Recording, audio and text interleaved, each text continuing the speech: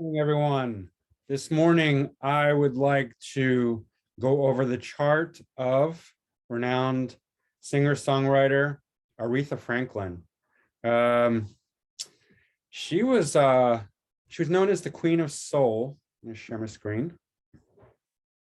And she was an incredible vocalist. I mean, she was considered one of the best vocalists of all time. I think Rolling Stone actually put her in number one as far as greatest vocalist of all time, which is quite an honor, quite an accomplishment. So yes, I mean, incredible, powerful vocalist, amazing singer. So yeah, her sun is in Aries in the 5th house. So sun is exalted in Aries. I think it exalts around 10 degrees, but it's at 4 degrees, so it's quite good. In the 5th house. 5th house is a great house for any sort of arts, creativity, performance, stage performance.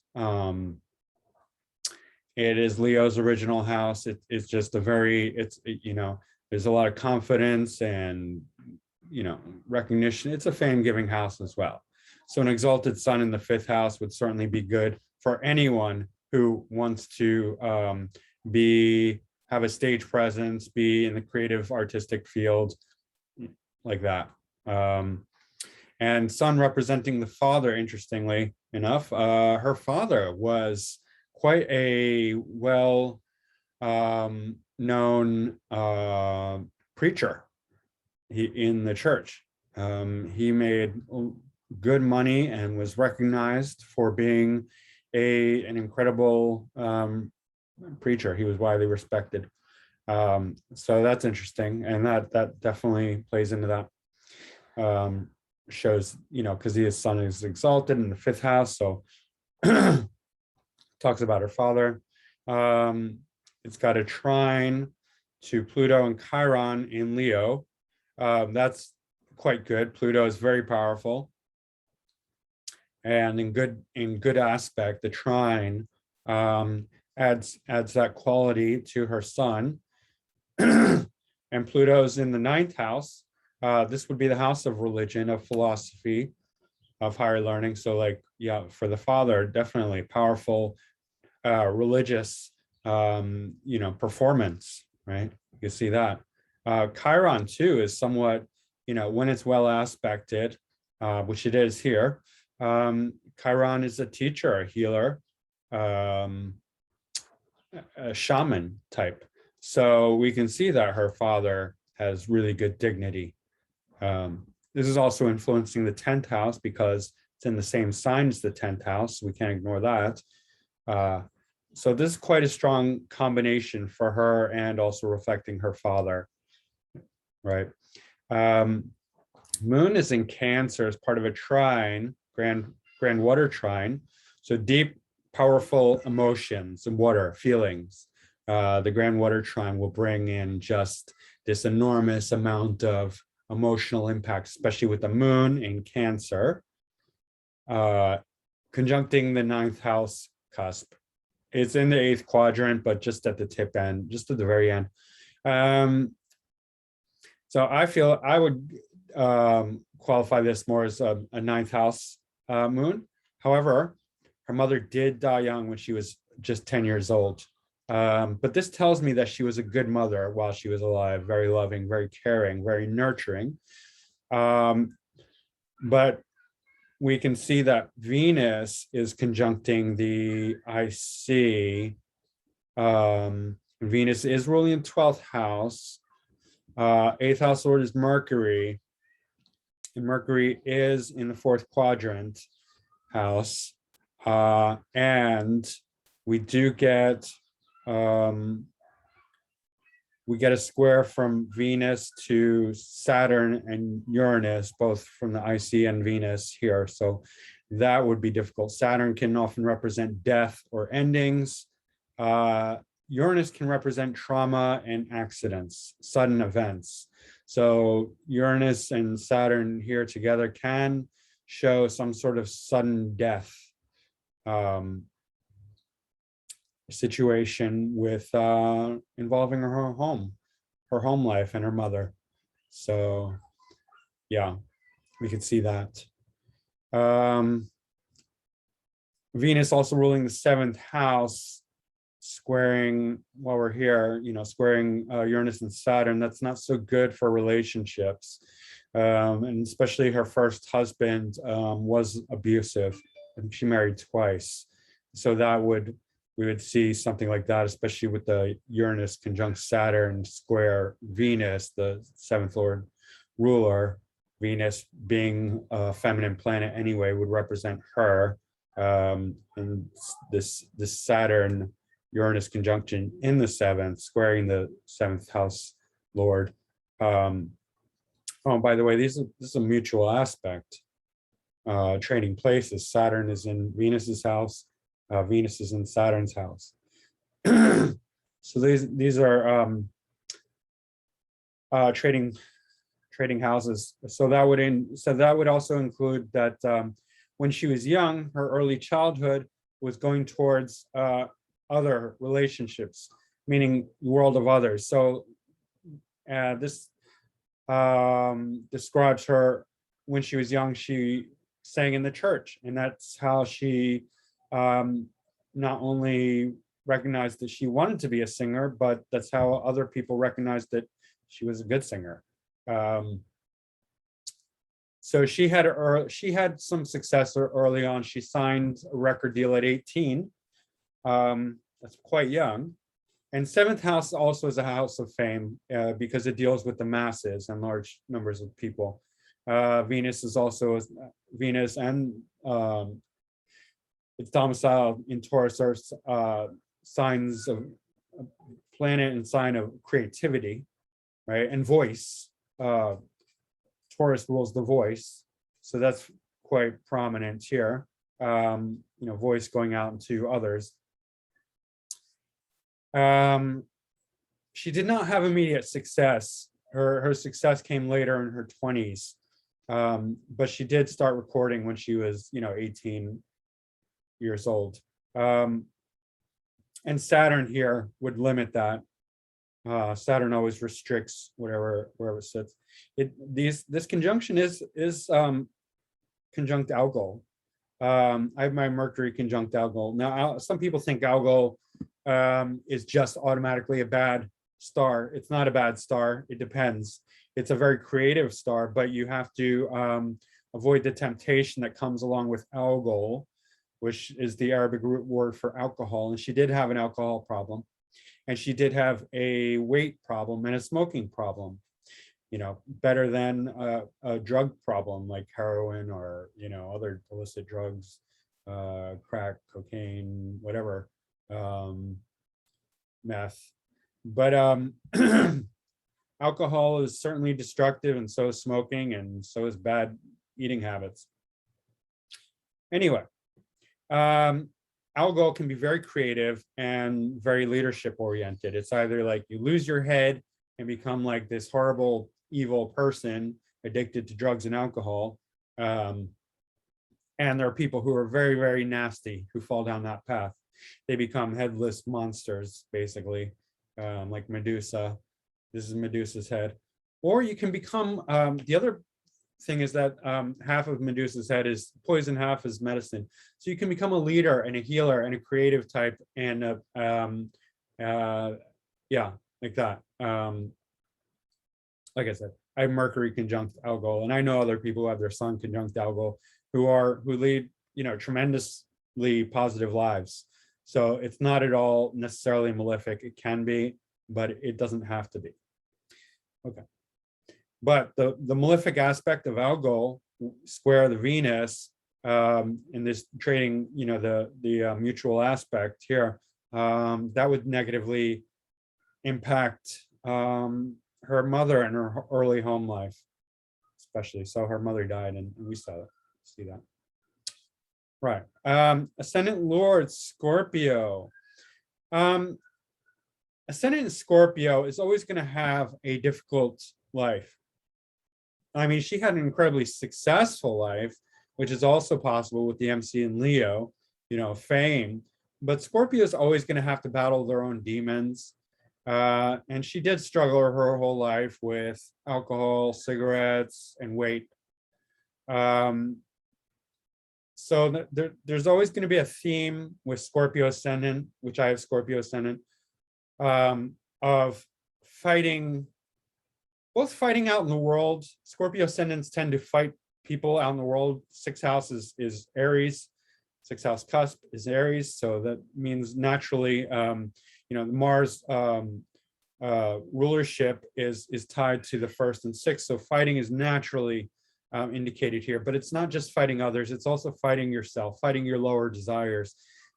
Scorpio ascendant has a lifelong battle with their lower desires, drugs, sex, alcohol, just the lower chakras, those really deep, passionate desires that can really get to a Scorpio, and it's a long process of fighting your demons. But with it comes a lot of power and strength and spiritual growth. Spiritual growth is a lifelong theme for Scorpio ascendant. Scorpio anywhere, Scorpio any planet, anything, anything in Scorpio is going to have that quality. But with the ascendant ruling the self, primarily the self of the self, people like to think the sun is the self, the moon is the self. Yeah, the most self is the ascendant. The most self is the ascendant, because we live on Earth. We don't live on the sun. We don't live on the moon. We live on Earth, and the ascendant is the plane of the Earth, the eastern horizon, as the path of the sun meets the eastern horizon at the time and place you're born. That's the ascendant. So because it's relating to the Earth, the eastern horizon of the Earth, this is the most self, the self of the self. So this is the self. It's not just the mere mask that people in pop astrology just say, oh, the ascendant is just the mask you wear. It's not that at all. This is the most self. The ascendant is the self. The sun is like the king self, the other self, the higher self, the oversoul self, because the sun is the center of the universe. It's the star universe, solar system. Sorry, not even galaxy, solar system. Sun is the center of the solar system, right? So it's sort of like our kingly self. It's the center of our much larger sense of self. And the moon revolves around the Earth. So it's like it's a very personal planet, but it's almost like our emotions, our heart, our mind, but it's not the self. Anyway. And it's part of this grand trine, the moon and Mercury. So how does she get such a great voice? Well, all right, well, let's look. I mean, we want to see Taurus, we want to see second house. So Jupiter is ruling the second house, and then third house as well. We want to look at Saturn. So Jupiter's in Gemini.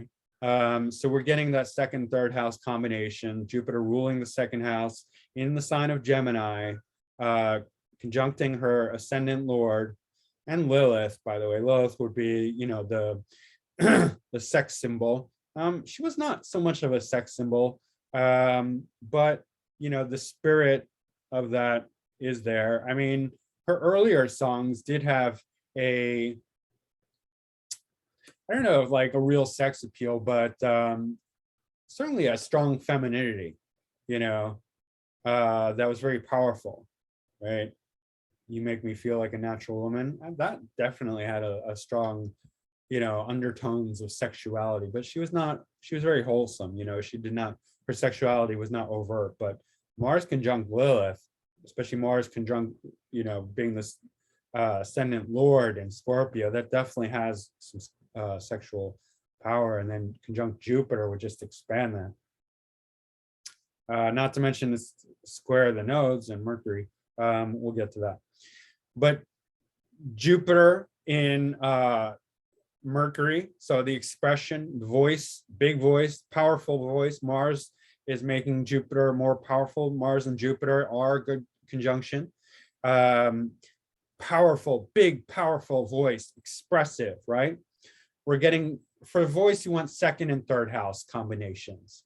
Second house, Taurus, Venus. Third house, Mercury, Gemini, So combinations of those. So then you get a lot of expressiveness to the voice. It's not just voice. We want the voice expressing itself very well. That's the third house in Gemini, right?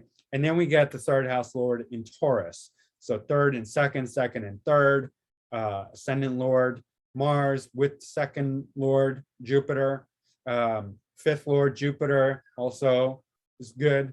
So it's this Jupiter, conjunct to Mars, that's really powerful in the seventh house. Seventh house is great too, because although this is moving into the eighth house, the seventh house is the house of others.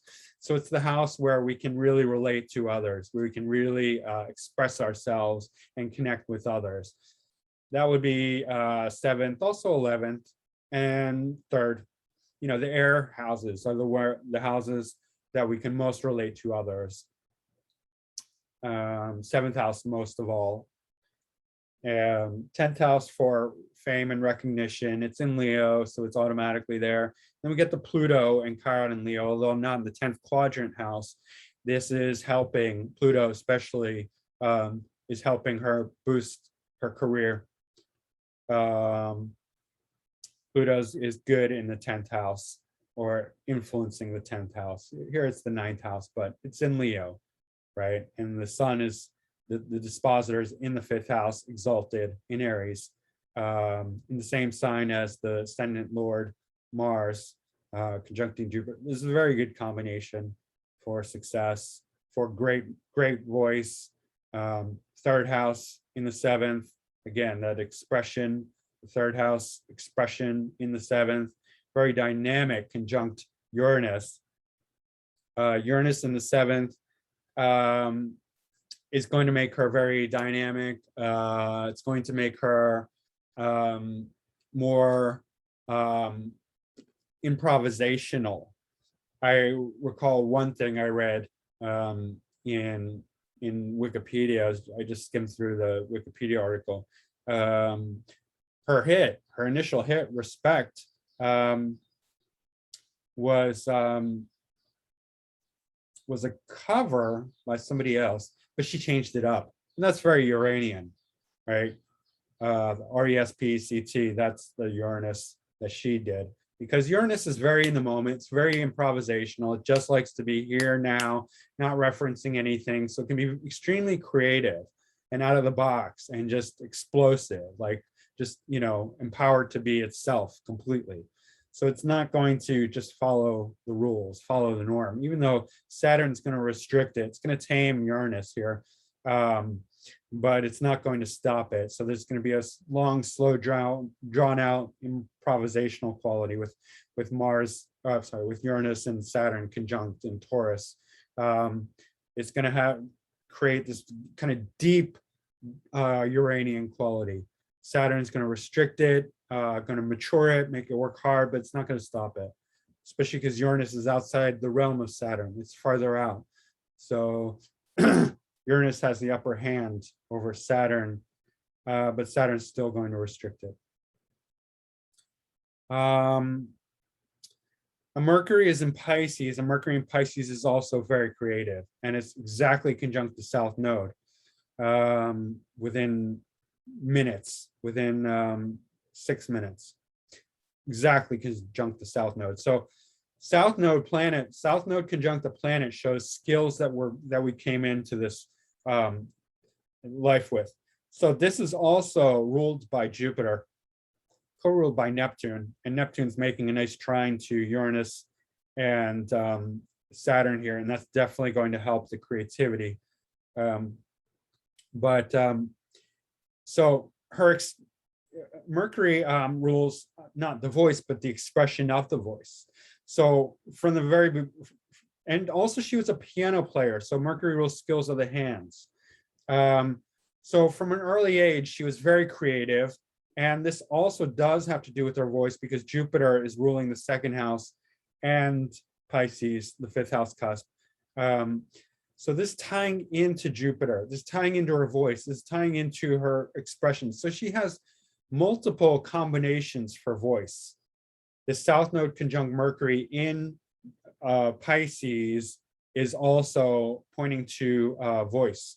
And here we have Jupiter and Mercury in mutual aspect, because Mercury's in Jupiter's sign, Jupiter's in Mercury's sign, and they're square. So the square is a tense aspect, but it is mutual aspect, so it's still aspecting it. The squares between Jupiter don't seem to be that bad anyway. This probably is not so good for logic, right? For math skills, because Mercury is debilitated in Pisces. So the logical thinking mind is going to take a hit, but it's going to be more creative, spiritual even, and expansive and philosophical. With Jupiter Mercury context, the intellect becomes much bigger and more philosophical. And by the way, she was very concerned with the bigger picture of things, like she was an activist. She was concerned with the Black rights movement, civil rights, women's, liberation, women's rights, even Native American rights. So it wasn't just limited to her own, sphere of identity. She was a real humanitarian. She really cared about people, and she was thinking that big thoughts. Jupiter also is opposite its own rulership in Sagittarius, but it's combining the lower mind with the higher mind. So and it's excellent for singing. And Jupiter aspecting the second house in its seventh, it looks, it's got the, the Vedic, they talk about the seventh aspect. I think that applies here. I like that aspect. I think it works well. So it's going to aspect her second house, bringing her wealth. And it's also influencing the eighth house, so shared resources and inheritances, and Jupiter's the great benefic. So well, it's not in great dignity here, but it is in the second house. So she does well financially. Let's put it that way. What was I saying? So there's this square to the nodes with Jupiter and Mars and Lilith. And squares to the nodes do relate to a certain destiny, because in order to get to the north node, we have to come across the square to the nodes, which in this case is Jupiter and Mars, her ascendant lord and her second house lord and her fifth house lord. And it's in Gemini. So this definitely points to a certain destiny relating to singing, expressing, being, relating to others in a singing expressive way. So, this very much tells the story of her being a singer, because it's square to the nodes, the Mars and the Jupiter. So her ascendant lord in the seventh house in Gemini, and her second house lord and fifth house lord in Gemini, right? With Mercury in Pisces, conjunct the south node. This is very, very telling. Venus trines Jupiter, and it's a wide trine to Mars, but definitely to Jupiter. And that's good, because Venus is ruling the seventh house. It's so it's very Venus is naturally creative. Venus is ruling the 12th house. It's bringing in the seventh house of others. Fourth house, early development, early home. So that's very prominent. Her north node is in Virgo in the 10th house quadrant.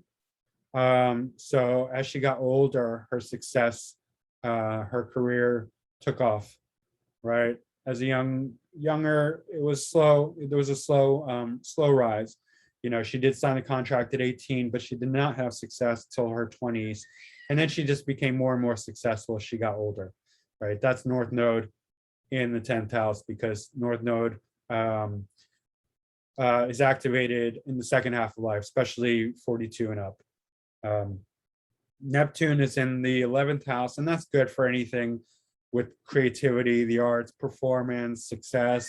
Neptune can rule fantasy, illusion, but also glamour, right? We see this a lot of times with Hollywood. There's a very big it's almost like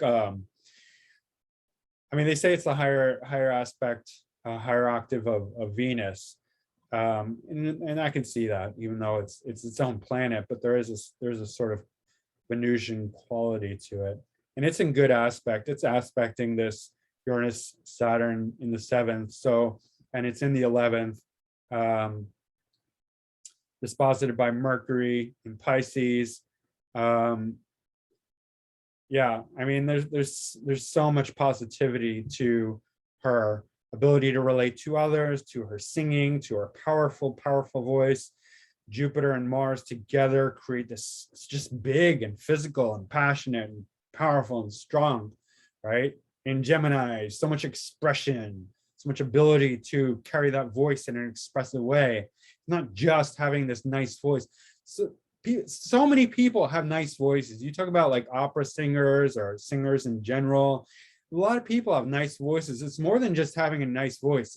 It's your ability to really use it like an instrument. Like, you can have a very expensive instrument, but unless you can play it well, it doesn't matter that much. It's like, people with nice voices are like, they have like the most expensive instrument, but they don't have the Gemini, the Mercurial, the 3rd house ability to play it well. So you need that combination. That's where Gemini really comes in. That's why Mercury really comes in.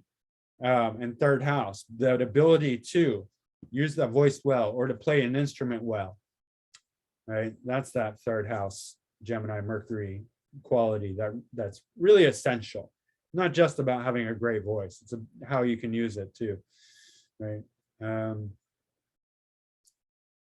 And Neptune is not that. Neptune is not skills, but it is creativity, and it is does give it a fantasy quality. It really kind of elevates something into a higher dimension, highly creative, and it's good.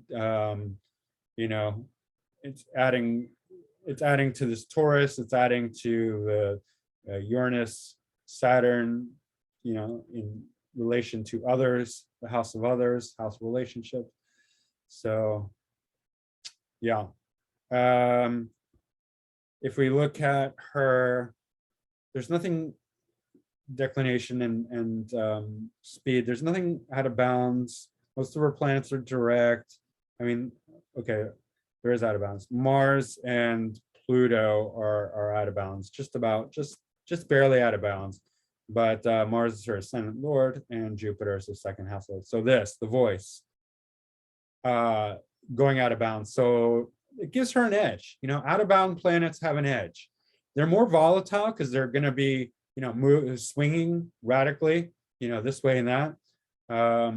But they definitely have an edge because they're going to go they're going to go out of bounds. They're going to go outside the box of normal. And that creates unusual, interesting, definitely, like, it can be criminal, but it can also be fame giving, right?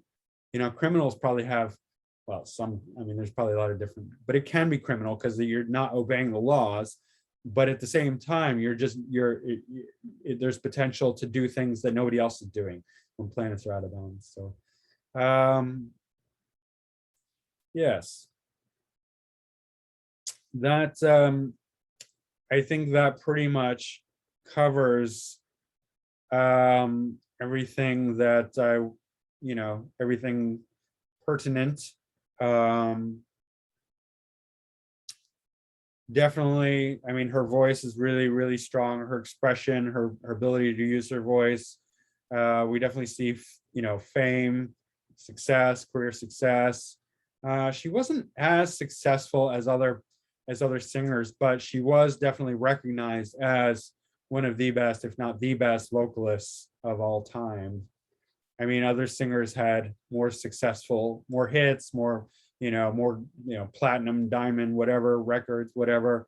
But quality of voice, quality of musicianship, she was considered one of the very, very best. So I think that's it. Yeah, Aretha Franklin. I always loved her music. Yeah, so she's definitely a legend. She died only a couple years ago of pancreatic cancer. So, all right, guys, that's it for now. If you enjoy this content, don't forget to hit like, subscribe, and share. And if you want to book a reading with me, go to my website, macroastrology.com. And I will see you next time. All right, thank you. Bye.